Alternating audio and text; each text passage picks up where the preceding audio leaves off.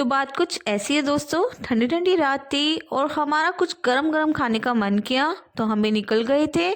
जैसे ही हम हैममोर पर पहुंचे 99 रुपीज़ का ऑफर का पता चला तो हमने एक चॉकलेट वोल्केनो सिज़लर ऑर्डर किया।